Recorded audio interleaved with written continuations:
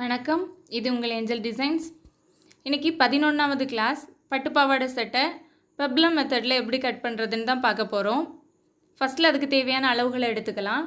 நம்ம எப்போவுமே எடுக்கிற மாதிரி தான் உயரமும் சுற்றளவும் தான் நம்ம எடுத்துக்க போகிறோம். ஃபஸ்ட்டில் உயரம் எவ்வளவு இருக்கோ, நம்ம சட்டைக்கு எவ்வளோ தேவையோ அதில் 3ல் 2 பங்கு நம்மளோட இந்த பெப்ளம் சட்டைக்கு எடுத்துப்போம். 1 பங்கு ஃப்ளீட்ஸ் கொடுக்கறதுக்காக யூஸ் பண்ணுவோம். இப்போ நான் ஒரு 5 வயசு குழந்தைக்கு அளவு எடுத்துருக்கிறேன். அந்த குழந்தையோட சட்டைக்கு உயரம் 15 வருது. அப்போ அதை நம்ம 3ஆக பிரிக்கும்போது 5 5 5 அப்படி எடுத்துக்கலாம். 2 பங்கு நம்ம சட்டைக்கு, அப்போது நான் 10 என்னோடய சட்டைக்கு எடுத்துருக்கிறேன். மிச்சம் 5 அதில் கீழே ஃப்ளீட்ஸ் கொடுக்கறதுக்காக எடுத்துக்கிறோம். இதே மாதிரி தான் எத்தனை வயசு குழந்தைக்குனாலும் எடுத்துக்கலாம். இதே நீங்கள் ஒரு 10 வயசு குழந்தைக்கு எடுத்தீங்கன்னா உயரம் 21 இன்ச்சு வருது. அப்போது நீங்கள் எப்படி எடுத்துக்கணும், அதை 3ஆக பங்கு வைக்கும்போது 7 7 வரும். 3 7 21. அப்போது சட்டைக்கு 7 7 14. சட்டைக்கு நீங்கள் 14 எடுத்துக்கணும். ஃப்ளீட்ஸ் கொடுக்குறதுக்கு ஒரு 7 இன்ச்சு கொடுத்துக்கணும். அந்த மாதிரி டிவைட் பண்ணி எடுத்துக்கோங்க. இதே மாதிரி எவ்வளோ உயரம் உங்களுக்கு வருதோ அதை 3ஆக பிரித்து 2 பங்கு சட்டைக்கும் 1 பங்கு ஃப்ளீட்ஸுக்கும் கொடுத்துக்கோங்க. மற்றபடி சுற்றளவு நம்ம எப்போவும் எடுக்கிறது போல தான். மார்பு சுற்றளவு எடுத்து 6ஆல் கூட்டி, நம்ம எக்ஸ்ட்ரா துணி விடுறதுக்காக 6 கூட்டி, துணி எப்போவுமே 4ஆக போடுவோம், அதனால 4 கொண்டு டிவைட் பண்ணிக்கோங்க. அவ்வளோதான்.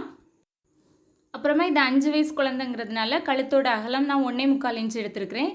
கழுத்தோட இறக்கம் 3 எடுத்துருக்கிறேன். ஷோல்டருக்கு 2 எடுத்துக்கலாம், இல்லை நீங்கள் ஒரு 2.25 எடுத்துக்கலாம். ஆம்கோல் ஒரு 3.5 இன்ச்சு எடுத்துருக்கிறேன். இப்போ நம்ம துணியில் கட் பண்ணிடலாம். துணி 4ஆக போட்டுக்கோங்க. நம்ம எப்பவும் வரைகிற மாதிரியே தான். கழுத்துக்கு 1.25 எடுத்தாலும் ஓகே, 2 இன்ச் எடுத்தாலும் ஓகே. 2 இன்ச்சு கொஞ்சம் அகலமாயிரும், 1.25 எடுத்துக்கோங்க. ஷோல்டருக்கு ஒரு 2.25, அப்புறமா ஆம்கோலுக்கு ஒரு 3.5.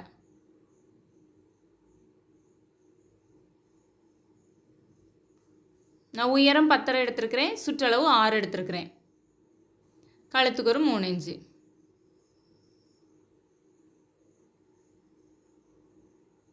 இப்போ உங்களுக்கு என்ன நெக் மாடல் வேணாலும் வரைஞ்சிக்கலாம்.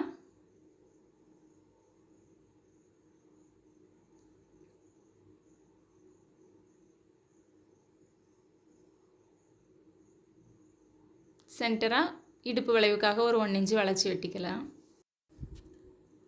நாம் இப்போ பேக்கும் ஃப்ரண்ட்டும் சேர்த்து போட்டிருக்கிறோம், அதனால கழுத்து நான் வரைஞ்சி கட் பண்ணலை. அப்படியே நம்ம ஏதாவது நெக் டிசைன் கொடுத்தோன்னா நம்மளை மறந்தே நம்ம பேக்கும் சேர்த்து கட் பண்ணிடுவோம். அதனால தனித்தனியாக எடுத்துகிட்டு அதுக்கப்புறமா வரைஞ்சி கட் பண்ணிக்கோங்க. ஃபஸ்ட்டில் பேக் நெக் கட் பண்ணிக்கலாம். நான் ரவுண்ட் நெக் வரைஞ்சிருக்கிறேன் 3 இன்ச்சு இறக்கத்தில். இனி ஃப்ரண்ட் கட் பண்ணிக்கலாம். நான் வரைகிற மாடலுக்கு கொஞ்சம் நீங்கள் கழுத்துக்கும் வெளிப்பக்கமாக ஒரு 1/2 இன்ச்சோ இல்லை ஒரு 1/4 இன்ச் எடுத்தால் கூட போதும். லைட்டாக ஒரு சின்ன கர்வ் போட்டு அப்படியே கொஞ்சம் அதை அப்படியே இந்த லைனை வெளியில் எடுத்துகிட்டு வந்து அப்படியே ரவுண்ட் போட்டுக்கிட்டால் போதும்.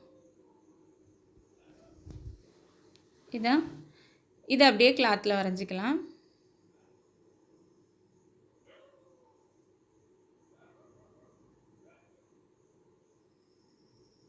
இப்போ நம்ம இதை கட் பண்ணிடலாம்.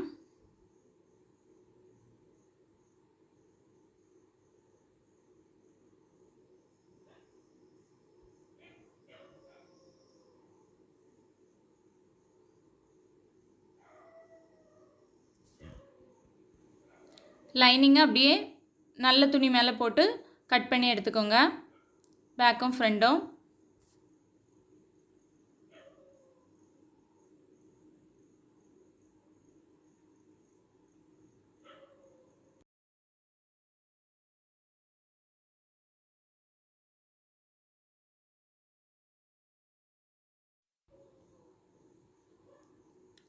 ஃபஸ்ட்டில் கழுத்து அடிச்சுக்கலாம். நல்ல துணிக்கு மேலே லைனிங் வச்சுருக்கிறேன்.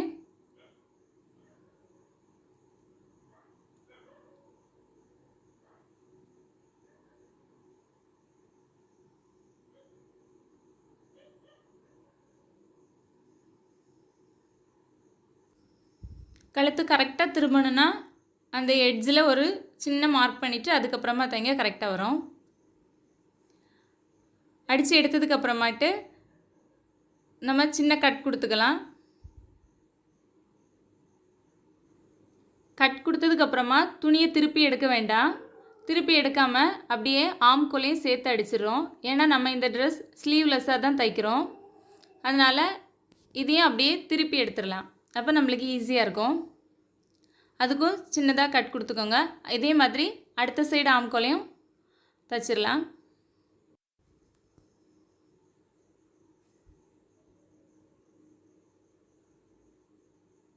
இதுக்கும் சின்னதாக கட் கொடுத்து அப்படியே மாற்றி எடுத்துக்கலாம்.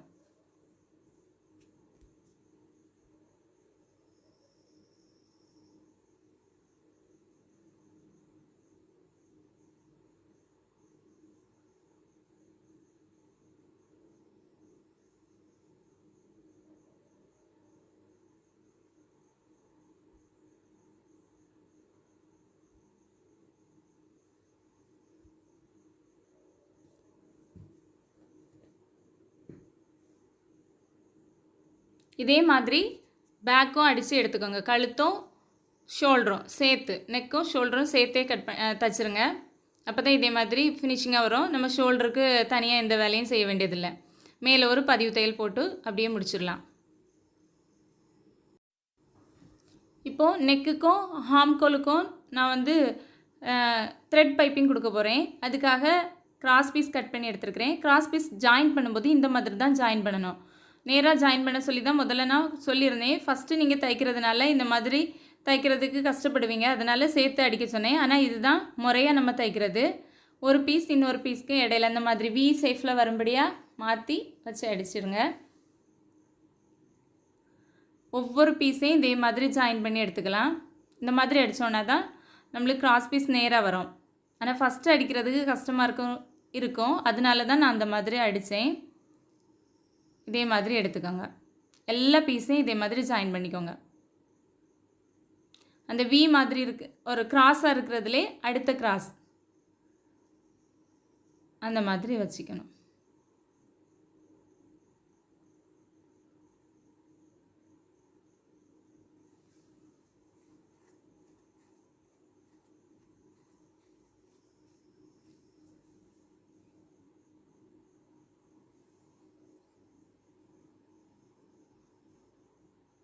எல்லா பீஸையும் ஜாயின் பண்ணி எடுத்ததுக்கப்புறமா இந்த கிராஸ் பீஸோட ஒரு ஓரத்தை மட்டும் மடித்து அடிச்சிடலாம். 2 மடக்கெல்லாம் வேண்டாம், சிங்கிளாக மடித்தாலே போதும். இதை நம்ம கிளாத் மேலே வச்சு அப்படியே கவர் பண்ணிடுவோம். அப்போ நூல் வராமல் இருக்கிறதுக்காக தான் இது ஒரு பக்கம் ஓரத்தை நம்ம கவர் பண்ணுறோம். லைட்டாக மட்டும் ஒரு மடக்கி நேராக அடிச்சுட்டு வந்துடுங்க. இது பேர் சிங்கிள் ஃபுட்.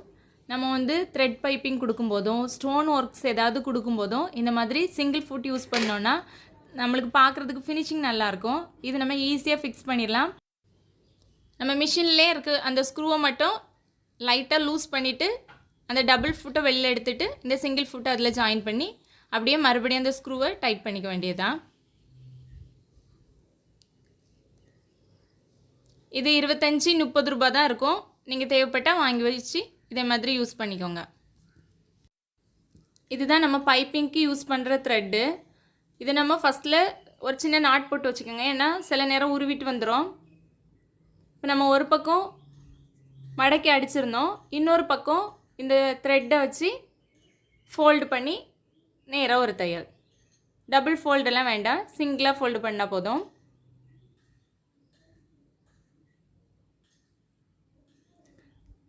த்ரெட்டு ஃபூட் இல்லாத அந்த பக்கத்தில் இருக்கணும். அப்படியே நேராக அடிச்சிட்டு வாங்க.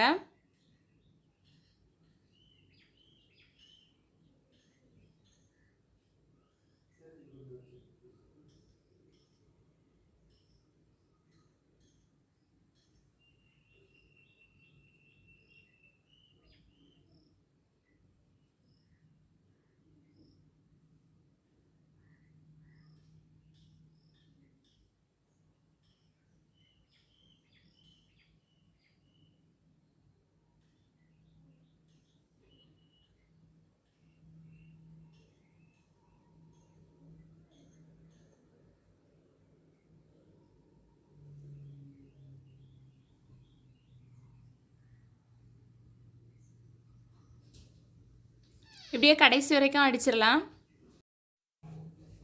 இப்போது இந்த பைப்பிங்கை நம்ம ஏற்கனவே அடித்து திருப்பி வச்சுருந்த அந்த கழுத்தோடு வச்சு ஜாயின் பண்ணிடலாம். கழுத்துக்கு உள்பக்கமாக கொடுத்துருங்க. கொடுத்துட்டு அப்படியே அடிச்சிட வேண்டியதான். இதை நீங்கள் ஷோல்டர் ஜாயின் பண்ணிவிட்டு ஃப்ரண்ட்டுக்கும் பேக்குக்கும் சேர்த்து கொடுத்துக்கோங்க. அப்போ பார்க்க நல்லாயிருக்கும். நான் ஃப்ரண்ட்டுக்கு மட்டும்தான் கொடுக்குறேன்.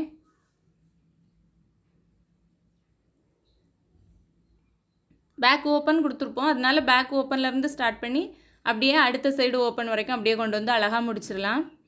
நான் ஃப்ரண்ட்டு மட்டும்தான் கொடுக்குறேன். நீங்கள் 2 பக்கமும் கொடுத்துக்கோங்க. கரெக்டாக அந்த வளைவு வர்ற இடத்துல அந்த பைப்பிங்கை அப்படியே நம்ம வந்து கட் பண்ணிடலாம். கட் பண்ணி தனியாக எடுத்துட்டு திரும்ப கொடுத்துக்கலாம். ஏன்னா அதை திருப்புறது உங்களுக்கு கஷ்டமாக இருக்கும். இந்த மாதிரி கட் கொடுத்து எடுத்து வச்சோம்னா பார்க்குறதுக்கு அழகாக இருக்கும்.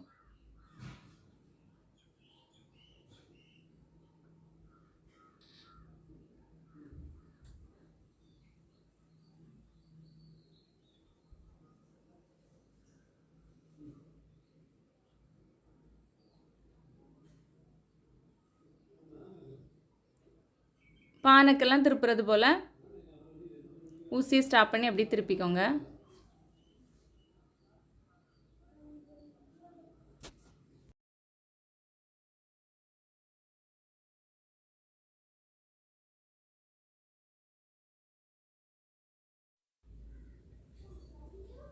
அடுத்த பக்கமும் கழுத்து திருப்பும்போது அதே மாதிரி பைப்பிங்கை கட் பண்ணிவிட்டு மறுபடியும் முதர்ந்தே ஸ்டார்ட் பண்ணுற மாதிரி அது மேலேயே வச்சு அடிச்சிருங்க.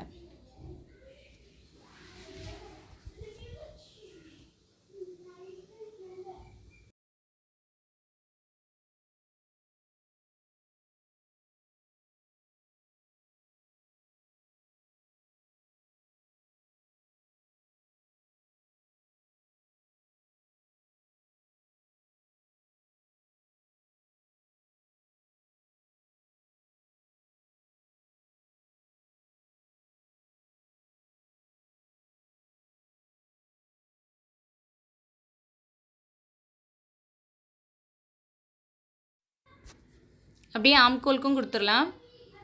இதுவும் நீங்கள் பேக்கையும் ஜாயின் பண்ணிவிட்டு ஃப்ரண்ட்டுக்கும் பேக்குக்கும் சேர்த்தே கொடுத்துருங்க. ஆம்கோலுக்கும்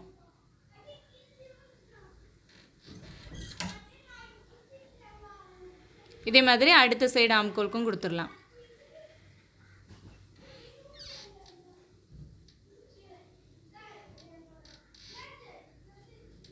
நான் பேக்கும் ஃபினிஷ் பண்ணி கொக்கிப்பேட்டி ஐப்பேட்டியெல்லாம் கொடுத்துட்டேன். நீங்கள் ஃபஸ்ட்டே ஷோல்டர் ஜாயின் பண்ணிவிட்டு கொக்கிப்பேட்டி ஐப்பேட்டி கொடுத்துட்டு பைப்பிங் கொடுக்குறதா இருந்தால் கொடுத்துருக்கலாம். இல்லை பைப்பிங் கொடுத்து முடிச்சுட்டு கூட அந்த கொக்கிப்பேட்டி ஐப்பேட்டி நீங்கள் வச்சுக்கலாம். அதுக்கப்புறமா இந்த சட்டையோட ஃப்ளீட்ஸ் எப்படி கொடுக்குறது அப்படின்னு பார்ப்போம். ஃப்ளீட்ஸ்க்கு தேவையான துணி எவ்வளவுன்னா, நம்ம உயரம் மொத்த சட்டையிலேருந்து 2 மடங்கு சட்டைக்கு எடுத்துட்டோம். இப்போ மீதி இருக்கிற 5 இந்த ஃப்ளீட்ஸ் கொடுக்குறதுக்காக எடுத்துருக்குறோம். அதில் தையலுக்காக ஒரு 1/2 இன்ச்சு கூட எடுத்து 5.5 எடுத்துருக்கிறேன். இதுதான் ஃப்ளீட்ஸ் கொடுக்க தேவையான துணியோட உயரம்.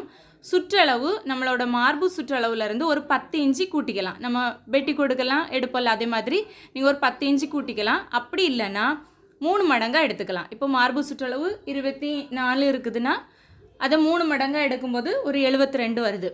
அந்த மாதிரி நீங்கள் 3 மடங்காக கூட எடுத்துக்கலாம். அது நம்மளோட விருப்பம்தான். மெயின் கிளாத் கீழே போட்டிருக்கிறேன். அது மேலே லைனிங் கிளாத் போட்டுடலாம். நான் ஃப்ரண்ட்டும் பேக்கும் சேர்த்து தான் எடுக்கிறேன். அதனால் சைடையும் நான் வந்து ஃபினிஷ் பண்ணிடுறேன். ஒரு சைடில் அடித்து அப்படியே பா மாதிரி ஃபுல்லும் நம்ம வந்து கவர் பண்ணி மாற்றி எடுத்துடலாம். ஒரு சைடு நான் அடிச்சுட்டு அப்படியே நீளமாக லைனிங் மேலே அடிச்சிருங்க. எடுத்து திருப்பி எடுத்துடலாம். ஒரு பக்கம் மட்டும் ஓப்பனில் இருக்கட்டும்.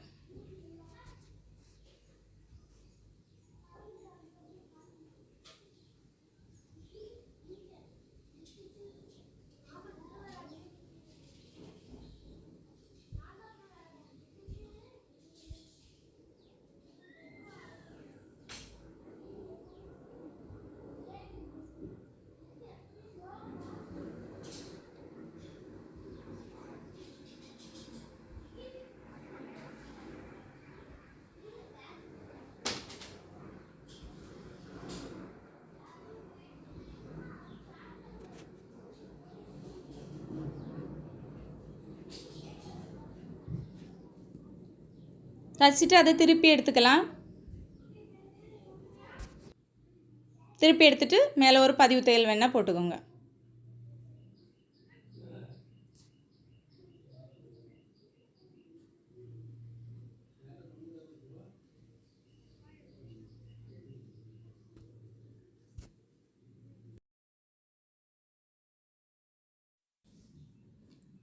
அப்படியே ஃபுல்லாக பதிவு தையல் போட்டுருங்க.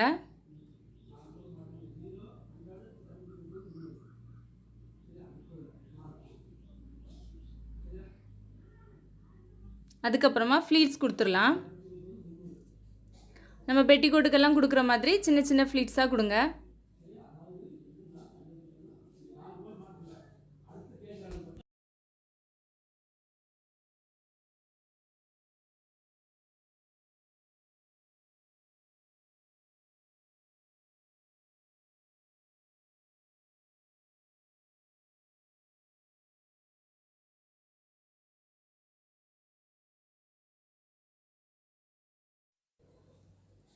இதே மாதிரி ஃபுல்லாக ஃப்ளீட்ஸ் கொடுத்துருங்க. கொடுத்துட்டு நம்ம இப்போ மெயின் கிளாத்தில் ஜாயின் பண்ணிடலாம். இங்கே ஃப்ரண்ட் தனியாக பேக் தனியாக துணியை தனியாக கட் பண்ணியிருந்தீங்கன்னா தனித்தனியாக கூட ஜாயின் பண்ணிடலாம். ஆனால் நம்ம கொக்கிப்பட்டி ஐப்பட்டியெல்லாம் ஃபினிஷ் பண்ணிட்டோம். அதனால் அந்த ஓரத்துலேருந்தே அப்படியே அடிச்சுட்டு வந்துடலாம். ஃபஸ்ட்டில் நம்ம 2 பக்கமும் ஜாயின் பண்ணிக்கலாம். ஃப்ரண்ட்டையும் பேக்கையும் ஜாயின் பண்ணிக்கோங்க.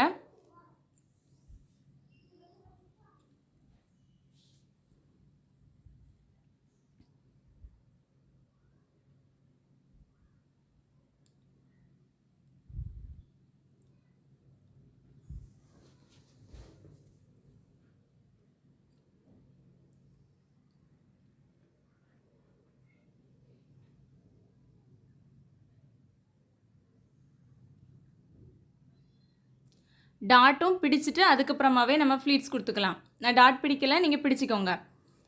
நம்ம பாவாடை சட்டைக்கெல்லாம் பிடிப்போம்ல, அதே மாதிரி ஷோல்டர் கனெக்ட் பண்ணி கொஞ்சமாக பிடிச்சிக்கோங்க. டாட் பிடிச்சிட்டு அதுக்கப்புறமா நம்ம இந்த ஃப்ளீட்ஸை இதில் ஜாயின் பண்ணிடலாம். நம்ம ஒரு பக்கம் ஃபினிஷ் பண்ணி தான் ஏற்கனவே தைக்கும் போதே எடுத்துருந்தோம். அதனால பிரச்சனை இல்லை, அப்படியே ஜாயின் பண்ணிடலாம். அப்படியே ஒரு பக்கத்துலேருந்து இன்னொரு பக்கம் வரைக்கும் ஃபுல்லாக இதை அப்படியே அட்டாச் பண்ணிடலாம். நல்ல பக்கம் மேலே வருதான்னு பார்த்துக்கோங்க.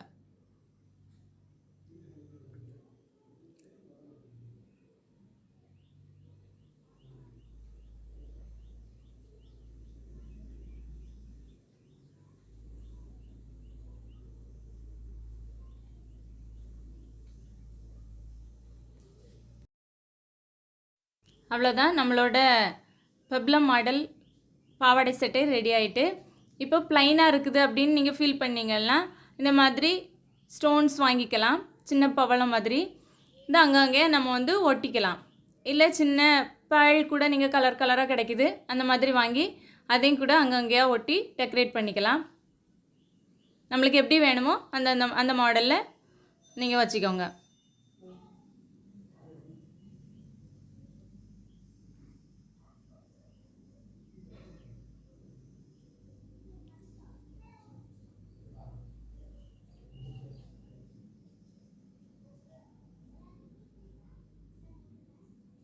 வீடியோ பிடிச்சிருந்தனா லைக் பண்ணுங்கள், ஷேர் பண்ணுங்கள், சப்ஸ்கிரைப் பண்ணுங்கள். தேங்க்யூ.